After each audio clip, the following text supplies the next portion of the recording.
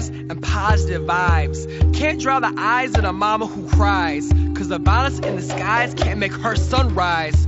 Too many times has been tried, persecuted, or crucified. Why does it feel like these rivers of justice must have run dry? We don't know who to trust, can't tell the truth from the lies. When grieving the loss of life, we still can't decide who lacks humanity, whose humanity is denied. I really wanna know, y'all. I really wanna know. We gotta hold on. Hold on to me, and I hold on to you. Hold on to me, and I hold on to you. Hold on to me, and I hold on to you. That's the only thing that we know how to do.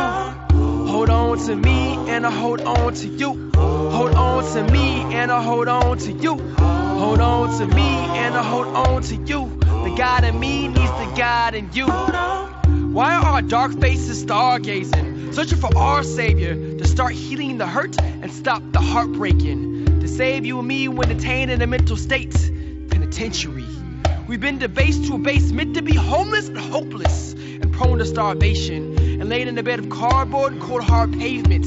We try to do right with nothing left but desperation. We feel forsaken, lost, and naked in a place of desolation like a desert wasteland. A lame man lamenting, restlessly wrestling, questioning if we'll ever get restoration. Impatiently waiting for rescuing, yet oppressed, we press painstakingly through the aching pain we're plagued with. Chasing the same worthless circle is draining, frustrating. It's not just complaining or venting when there's hyperventilation. When our lungs are simply stretching, straining for their breath to sustain them, we care less about reparations and systemic reformation. When the birth pangs of death are kneeling on our necks, the only help that really helps is direct resuscitation. We gotta hold on, y'all. Hold on, hold on. Hold on, hold on. Hold on, hold on. Yeah. Listen, I said, hold on to me and I hold on to you. Hold on to me and I hold on to you. Hold on to me and I hold on to you. The God in me, he's the God in you. I'm too tired to sleep. My eyes are cried out, they're too dry to weep. More of my strength seems to die every week. And I want to scream every time that I speak. Some say we don't speak enough. Some don't want us speaking up if they don't agree with the way we speak or the changes we're speaking on. They won't stop policing us. These aren't just grievances. We're actually grieving because they keep keeping us from actually breathing. But if there's one thing I believe in us. We got all we need to keeping on. We know we matter, even if that's not how they're treating us. And between you and me, the only supremacy is our supreme love. The only supremacy is our supreme love. Hold on, my people.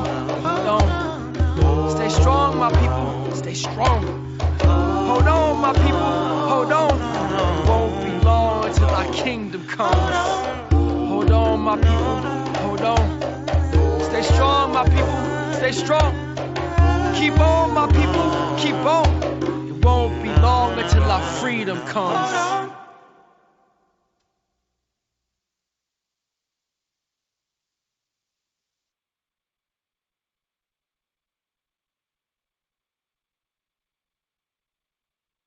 I say. I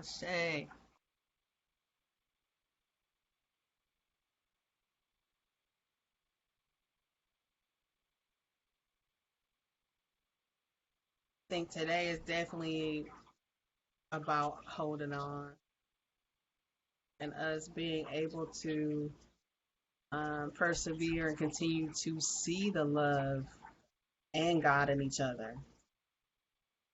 Even when these things happen, I think even more so we have to do that. So thank you so much for that. Yeah. Um, just thinking back to about this time last year, I know, so you were right in Minneapolis, so I can only imagine what it was like when it all erupted. But do you remember any particular moments or things from that day when the news had came out that uh, Mr. Floyd was murdered.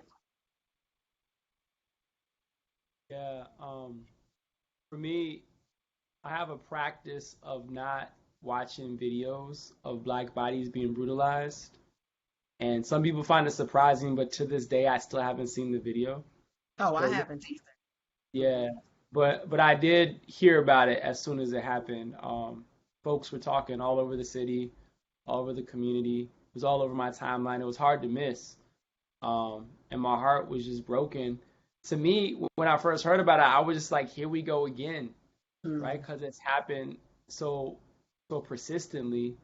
Um, right before it happened, I was working on a poem about love and about the power, the healing that comes from love. And when I heard that, I was like, okay, well, when I say love, I mean a love like fire, a love that's gonna burn away injustice, gonna mm-hmm, burn away the violence, and that's gonna lift up um, mm-hmm, what we need more of, mm-hmm, which is justice, which is solidarity, which is mm-hmm, healing, right? mm-hmm. That's the type of world that I long to live in. And I think that what happened to George Floyd didn't need to happen. Like George Floyd should still be alive today, but because of it, a lot of people woke up to the reality of the United States that we're living in, and hopefully, that pushes us closer to the changes that need to happen. Yeah. What about you, X? Do you remember what was going on for you around that time and that day when the news came out? Yes, I remember it's crazy. I was like up north Wisconsin in the woods, so you don't get service really like that. And I took a trip to the grocery store, the little town grocery store, and I knew I wasn't um I was in a place of escape, so I was going there so I can get on my phone. And first thing I hear about and see is the killing of George Floyd, and I'm like, y'all, I don't watch that stuff. Usually the headline put a big enough pit in my stomach that sometimes I wish that I wasn't coated with so much love that I wanted to resort in violence. Like I wanted to Mm, go in that grocery store and just cuss everybody out because the space I was in, this rural up north, is all white folks around you. Trump signs everywhere while you're driving up there, and so I'm already on edge. But now I'm on super edge, especially if they know the news already. And I always got some type of Black Lives Matter apparel on or something. So I'm always um, letting people know everywhere I go. So I'm already on edge, and honestly, I drank a bottle of wine that moment to try to numb it. And as you know, I'm not a drinker. I don't drink.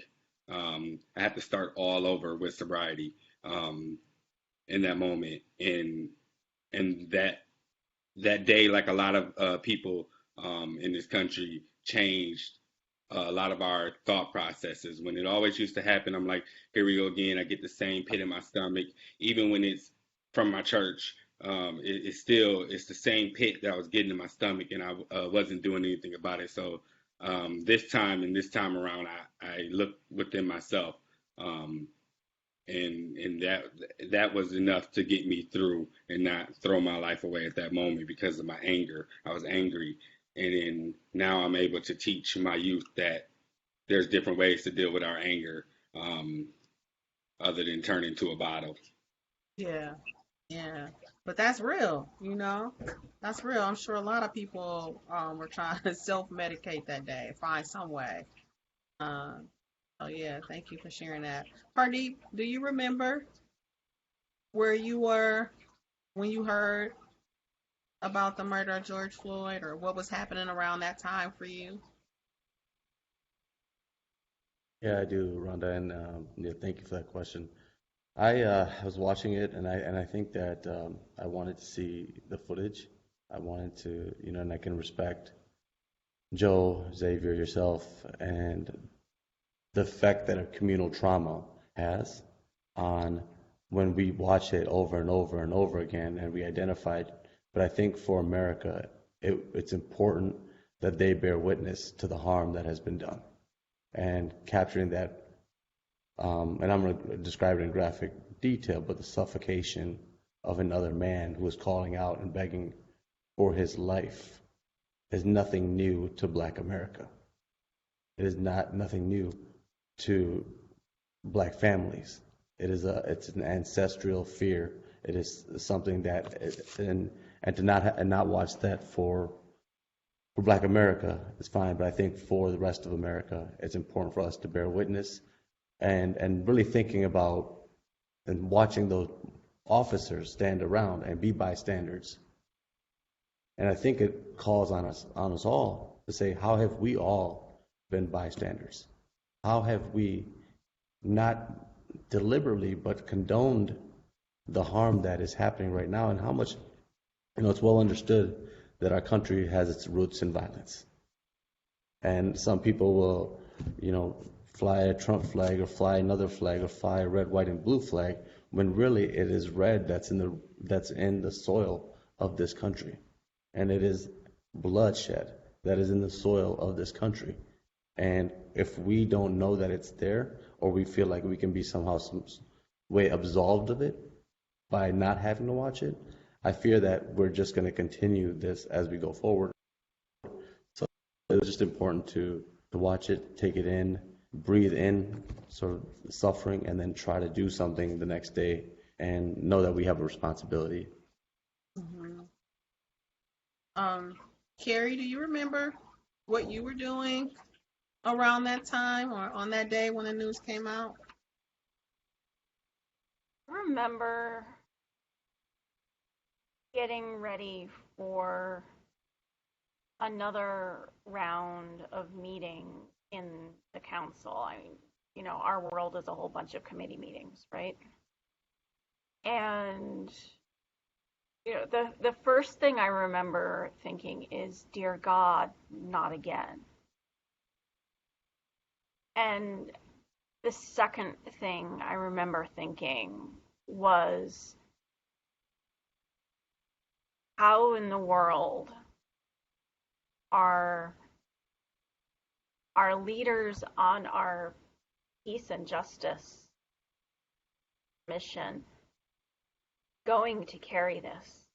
My friends and my colleagues, I mean, my concern wasn't for the work. My concern was for these people I care about. And how in the world could they keep standing and breathing and walking in the face of another incident of terror in this world? And how could I be present to them as a white woman in that? Was kind of the next question for me. I was just, from horror to practicalities to just sitting there thinking, what in the world can we do now in the face of all of this? There's as much as I wish I could say, surely we can't go forward continuing to pretend racism and white supremacy and police violence is not a problem in the United States. That would be wishful thinking. Mm-hmm. Mm-hmm. Mm-hmm. Yeah. I think we currently, a year later, the Chauvin trial happened, and, Xavier, Joe, I don't know if you guys were, but I had knots. I just was nervous. My stomach was sick because I just didn't know which way it was going to go. So that was a whole heap of anxiety, waiting for the verdict to come out. But let me rewind. When I did first get the word about George Floyd, and I'm with you, Joe, I try not to watch any of those videos, as much as I can help it. And this is what I thought. I'm like, even in a pandemic, I'm like, we're in a worldwide pandemic. They still ain't got nothing else better to do than to still try to kill black people over something stupid. I'm like, even in the pandemic, this is what we left with. Those was some of my first real thoughts. I'm like, dang, we can't even get a break in this. But after that verdict came out and he was convicted and found to be guilty, it was like a release, a sigh of relief in some ways. But then I also feel like a certain still kind of I think from, and I know Joe, you talk a lot about this, what we bear in our bodies, but I think just holding on to all of that for so long. So we started with Ahmaud Arbery, we had Breonna Taylor, we had the incident between Amy and Chris Cooper, and then we had this. And it was just like, and we were in the pandemic, and it was hitting black people real hard. So it's like pow pow, and I think just at that, when that verdict came out, it was so much more than just a verdict convicting him for killing George Floyd. I felt like it was about everything. I think in that moment, in a lot of different ways for me. And it was like, I was like, man, black people need a break. I need a break, but I know we collectively need a break, a retreat from just the pain of all of this, just the constant. My cousin had texted me a couple days before the verdict came out. This is psychological terror. And I often say, it really is for us. It's like lynchings that our ancestors had to watch and view. Lynching black bodies, then they would just put out there, hang on a tree, or they would just come in your house and snatch people out or rape the woman in the house. It was this constant thing you can see and always have around you. And I think that now, because we have social media and the phones and the cameras, it's redoing the same thing, causing that consistent state of trauma and terror that our ancestors had to live through in the South, which made them, flee to the North. But it seems like we haven't fled from social media. I guess we could just turn it off and not watch it, which I know more and more people that I'm talking to, some of my black friends, are just like, I'm out, just totally trying to, cut off social media, cut it all off. But I want to know, particularly from you, Xavier and Joe, where do you think we are? Where do you think we are now? I mean, I got that glimmer of hope, that moment of clarity, like, okay, it can happen. Someone can be convicted. Before I didn't have that hope. I just negative thinking, because it was pounded on me all the time that this is what's going to happen, and eventually you start to believe that. And so I believed that he was just going to go home and be done with this whole thing. And then like white America thinks that we just going to go a couple weeks and then get over it and be done. But we still have groups out here marching to this day. They've been doing 365 days, the People Revolution. They're still out here marching every day. And I think that by seeing that, even when I don't have an opportunity to be with them, seeing that gives me that this is not just a moment of, we need this now, and we're not going to stop until we get it. And I feel that now more than I did before the verdict. I see people who are willing to do the work, not only to unlearn their racism, but to show up and be in solidarity and what that means. Not just you're standing there in the crowd. Or someone said we need co-conspirators, not allies. So now I think because I was seeking it, but I'm finding a lot more of those co-conspirators. And that's giving me more hope, because we can't do this by ourselves. Yeah. Oh. Yeah, that's real. I appreciate that. Appreciate what you said. I feel that too. Like when after the trial, we experienced, just a little bit of breath, like a little bit of relief. but there's still a lot of work that needs to be done before we can all freely breathe on a regular basis, because that tragedy and that trauma is so perpetual. I think you kind of spoke to this, Pardeep, but that collective trauma that we experience in our bodies that we carry, it's so perpetual, right? And so how do we radically transform the system that's inflicting this trauma, but also create the space where we can just experience joy and just be together and just kick it and just flourish, right? Because that's ultimately what we want when we talk about collective liberation and healing and joy. Like, we just want to be free, just to be ourselves and to love on each other as a community, right? And so that's what the work looks like ahead. And it's going to take everybody. Everybody has a role. Everybody has a part, regardless of what your race is, regardless of what your socioeconomic status is. We all got something to do and work to do in transforming the world. And I think a lot of it has to do with like deepening our self-awareness and like understanding like how trauma that's not transformed is transferred. And so if we're not doing the inner work to heal ourselves, then we're only going to continue to inflict harm on people around us. And oftentimes it's unintended. I don't think the everyday person wants to harm other people, right? When I look at my white fam, the white siblings, like when they say or do something racist, a lot of times I think like just the everyday, our coworkers, our colleagues, our friends, they don't want to harm other people, but they also are suffering under this whole idea that's embodied of white supremacy. So they got healing to do too. They got to work on themselves. They got to heal. As we as Black folks and other people of other racially marginalized identities, we got to heal as well.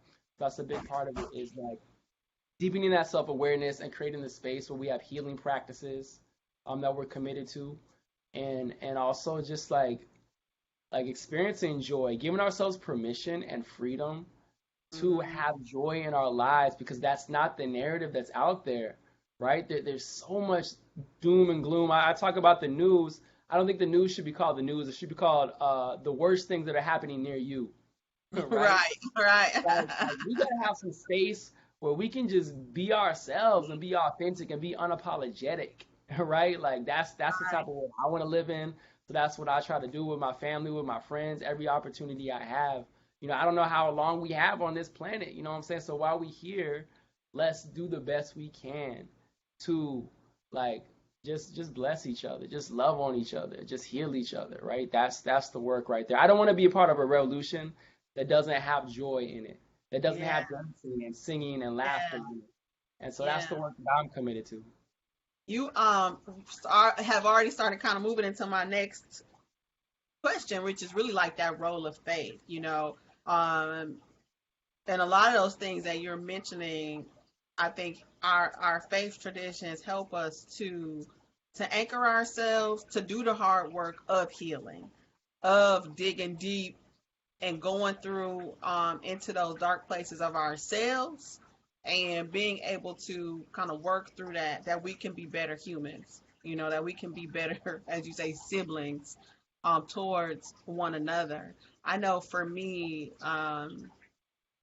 being able to have times of prayer, my own time of prayer is fantastic, right? I can commune and talk to God. I like that. But really, I have I'm much better situated when I'm doing the prayers with other people, that activity of making sure that this thing that we're doing is not just a solitary me and God, but it is really how we see ourselves among the collective, how we are really better together. So, Kerri, what would you say is the role of the faith community in fostering racial healing and reckoning?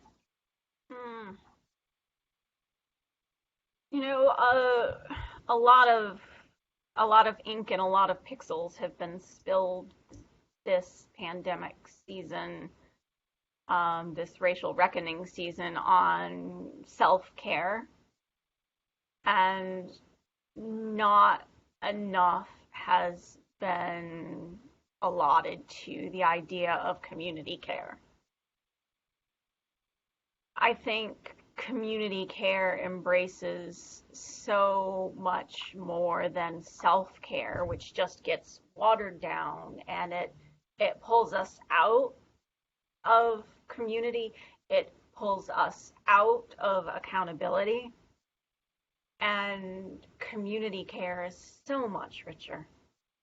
And it's woven throughout my sacred texts as a Christian, this sense that we are accountable to our Maker and the community within which we are placed. I went thinking about texts this morning in preparation for our conversation, and the one that kept rising to the top for me was, "For God has not given us a spirit of fear, but of power and of love and a sound mind."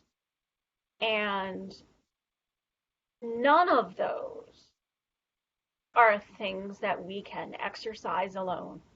The Holy Spirit is not given to individuals, but to a community gathered for the sake of the community, for the sake of the world.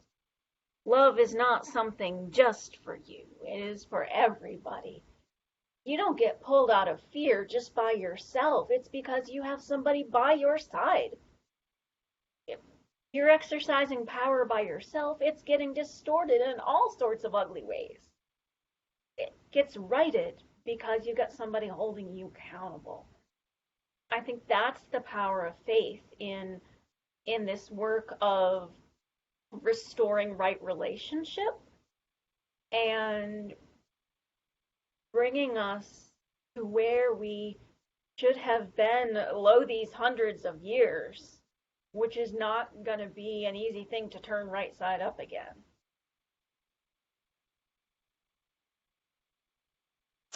Pardeep, what do you think the role of faith is now in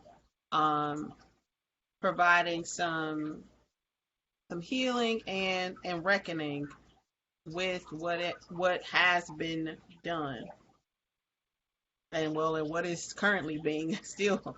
Racism is not dead; it's still happening. So, where do you see faith? What's faith's role in all of that?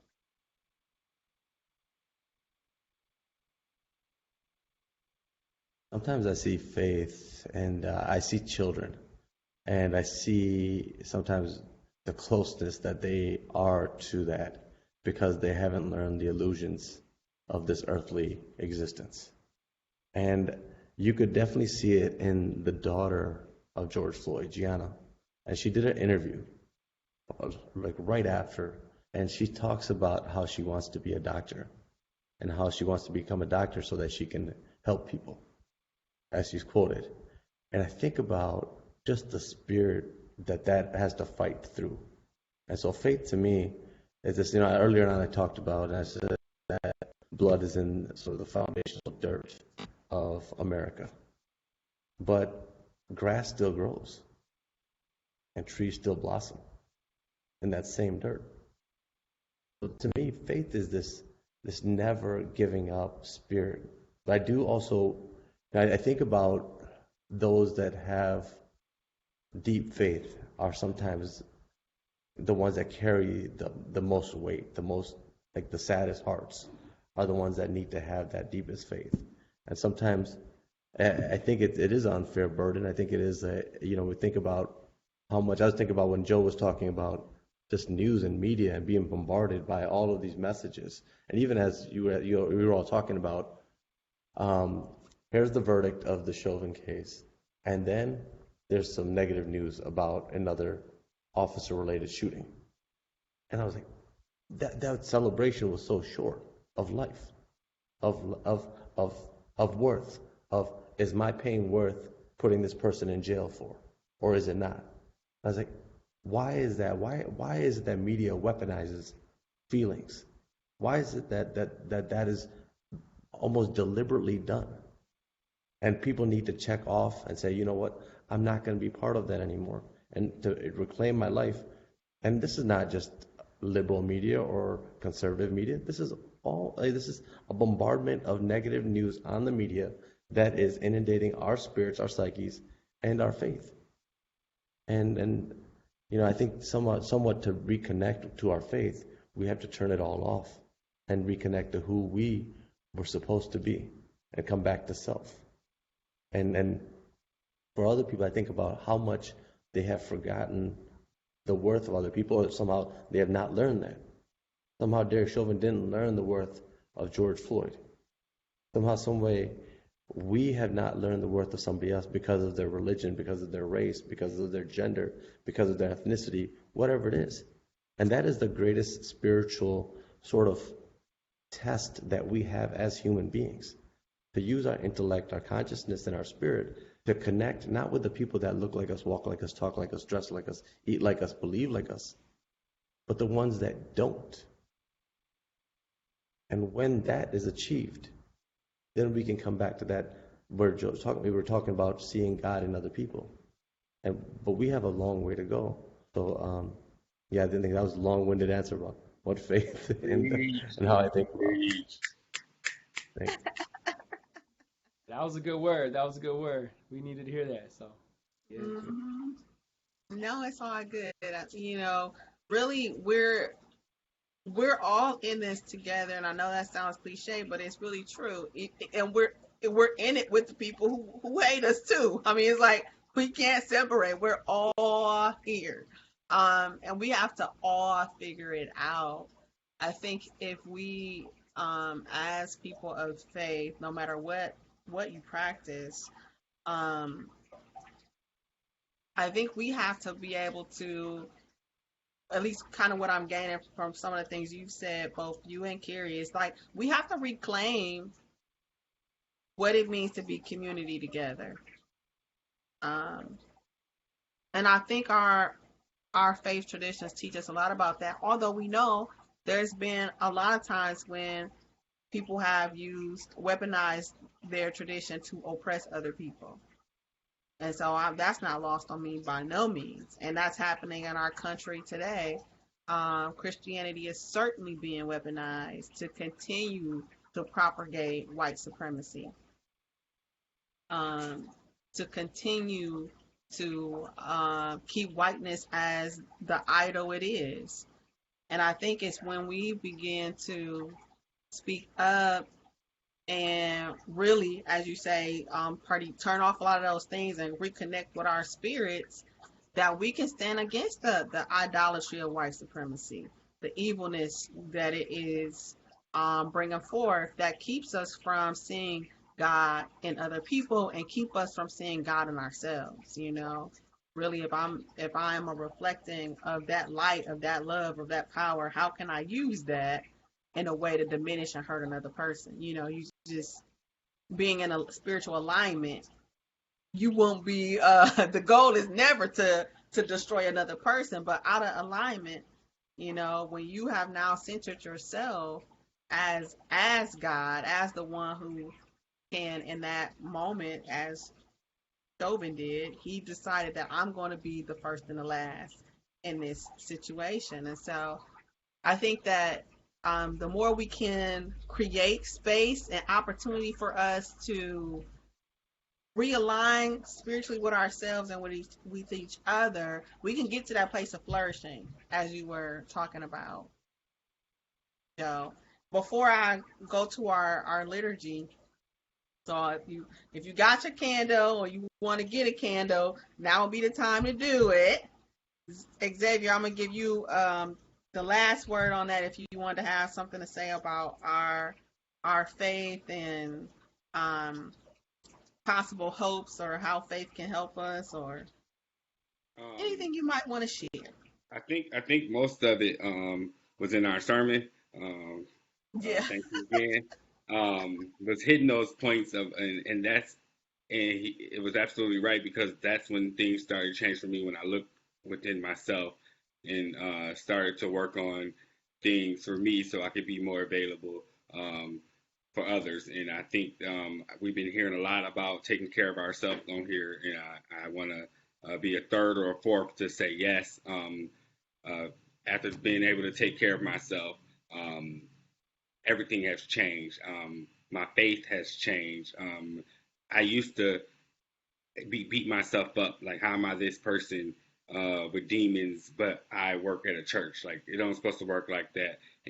But I was going by the title of everything instead of what was within me. And so now that I'm reaching and digging things within me, and it's true, the body keeps score. So random dates will come up and I'll be all beat up and I didn't know why. And that's because that's still in my body. It's something that I have to keep working through. So through therapy, I've been able to reach those heights to be able to love again. And that opened up my faith back to different levels when it was going the opposite way. I mean, I'm in the ELCA. It's hard to push forward sometimes in the ELCA when we're surrounded by those who love you, say they love you, but then when the spotlight's on, they love you. When it's off, it's back to the basics. So no, I just think that what our pastor said today in our sermon hit all the notes that we need to hear about our faith. Pardeep, you done got elevated to pastor now. Never been called a pastor before, but I'll take that compliment. Thank you so much. How is that, analogous, or what's the word? What's similar to that in your in Sikhi tradition? Pastor? Yeah. Do you have something similar to that or Yeah, not? we do. We have Gyanis, Granthis, and some others teachers, but my father was very much he wasn't a religious leader, or he was a lay person, but he was very much taught in the faith to the point that he would be the type to answer your question. You would ask him a question, and he'd give you like something in the book, in the scripture, and make you like have to come up with a conclusion. So Yeah. I'm glad. But Xavier, that's Xavier, Joe, Rhonda Parker, Rhonda, like we all usher in a better person within another person. So hopefully we can start to do that as we go forward. But I love Xavier, the body keeps score, and Bissell Vanderkolk reference as well. Listen, the body keeps score. I was gonna say that next. That's the next talk. That's the next title right there. The body keeps score. Look. Yo, Right. I mean, I would also my guy Resma Minicum, who studied The Body Keeps the Score with the person who wrote it. He's a local black psychotherapist who wrote this book, My Grandmother's Hands, which carries forward that same work about how the body just holds so much wisdom and resilience and healing, and we got to connect back to that. So I'm a huge champion of this book and this work. It's changed my life. So shout out to The Body Keeps the Score and My Grandmother's Hands. Don't say too much. That is a wonderful transition for us to talk about. Let me see if I can get my slides up now. Hopefully I won't disconnect. Okay, everybody see everything I got.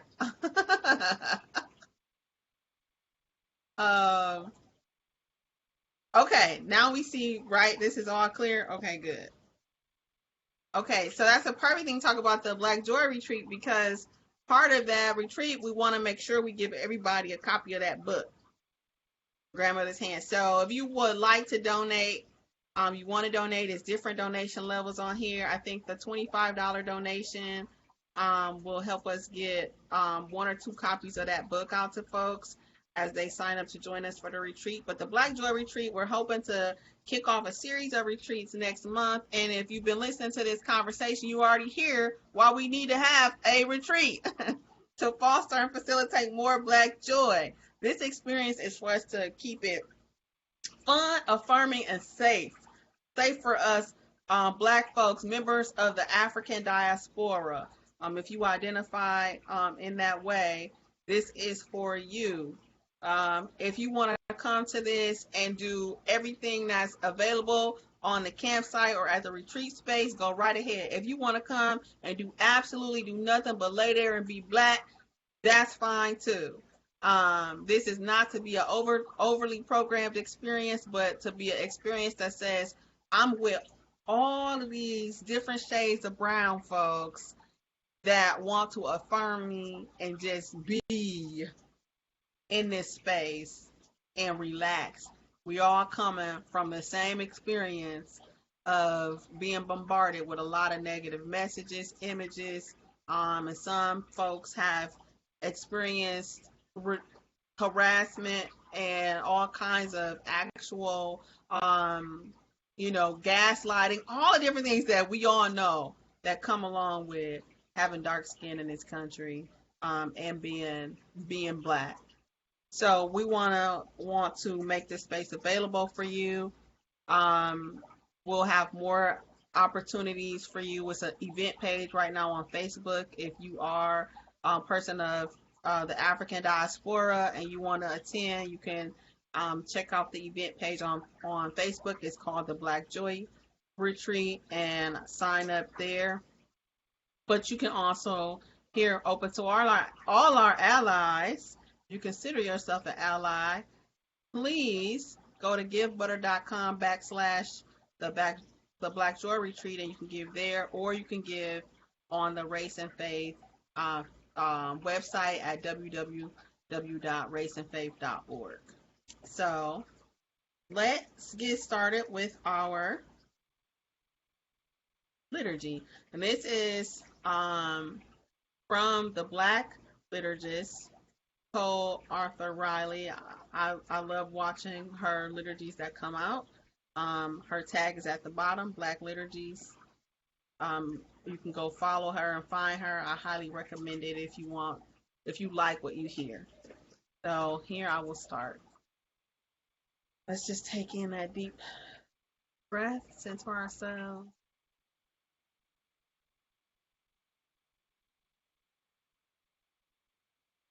God of all, stir our collective conscience toward lives lived not merely by a cluster of individual choices, but of communal and systemic action. Forgive our interior complacency, which reduces our callings to mere whispers of care for the most vulnerable among us. Free us from any self-delusion that convinces us we are doing more than we really are, that we might perceive the condition of our souls more clearly. Reveal to us how our political lives are deeply entwined with our spirituality. Guide us to vote, petition, and rally, holding sacred our privilege to participate in societal decisions that could bring healing, health, liberation, and repair. And as we align best we can with what we know of your character and your desire, let us always move toward protection and justice for society's most vulnerable members. For George Floyd, I'll remember you tall, not bound and gasping under the weight of someone else's evil. You were once vulnerable and trying, a tower saying but beautiful, swaying but beautiful. They ask me to remember. They want me to remember their memories, and I keep on remembering mine. Lucille Clifton.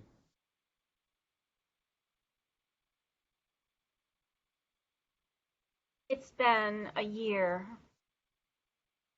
Pause to hold memory. Where were you when you heard or saw?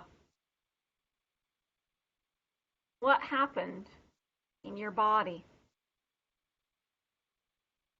Who held you or couldn't hold you? Be tender to yourself today.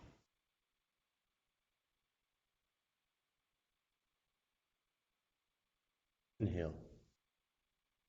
Our story Story will not be reduced. Exhale. in In remembrance. remembrance, there is freedom.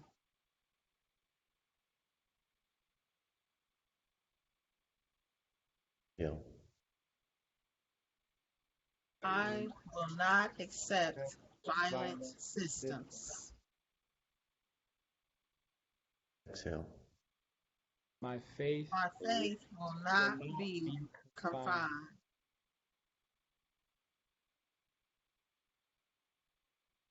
Inhale. My My spirituality. spirituality will not be reduced. Exhale. The Fight fight for justice. justice is a sacred one.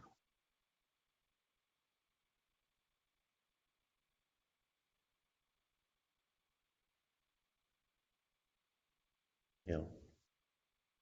Our story Would Will not. will not not be reduced.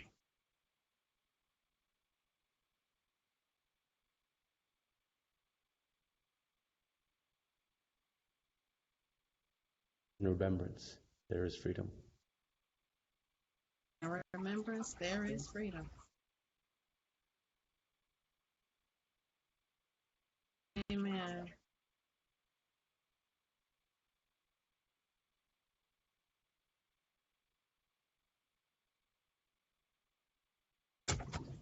Thank you all. Again, I appreciate your time. I appreciate you giving, lending your voice to this moment. And again, I encourage you, if you've been inspired by what you heard today, if you're tingling on the inside, if your heart is burning and you feel like you should do something more, please feel free to contribute to the Black Joy Retreat. You can do that at raceandfaith.org or at givebutter.com backslash the Black Joy Retreat. And remember that it's going to take all of us to right these wrongs. If you are a white person and you've been watching this and you've been wrestling with yourself and you've been trying to figure out what to do next, I always tell and say to white people, first, before you make busy your hands to go try to do something for somebody else, sit down and grieve and feel this pain. Allow yourself to sit in the pain of what it is that's been happening and how you've been a part of it and how people who look like you have been a part of it. Make time to grieve the pain of white supremacy. Then you can come from a more authentic place and align and share with others. Giving money is great, and it's maybe sometimes the easier thing for people to do. The hard work is sitting with yourself, holding in that pain, repenting for the wrongs, and finding how you can really truly make repair in your own space.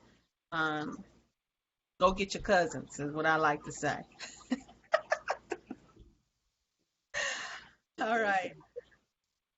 Anybody else want to have final words? Or are we good? Joe, you need to plug us on that video. I got it, but everybody else needs to be able to have access. Oh yeah, how to get the video? Yeah, you can check out all of my work through Joe Davis Poetry on any social media. So if you go to YouTube and you can find my page, Joe Davis Poetry, that video is on there. It's also on my website, joedavispoetry.com. I put out lots of music and poetry all the time. So, yeah. I'll make sure that I'll link that. I'll link in the Interfaith Conference. I'll link in Wisconsin Council of Churches, and I will also link in Joe Davis Poetry on this when I share it, that people can go back and find you all. So I thank you all for watching us today. Have a good rest of the day. Make sure that whatever you do is not hurting nobody else, as Tabitha Brown would say.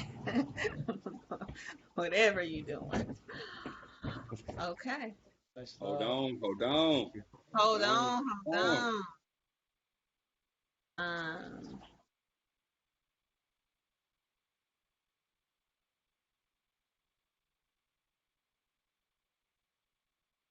Oh, just about to do my dance. Dang.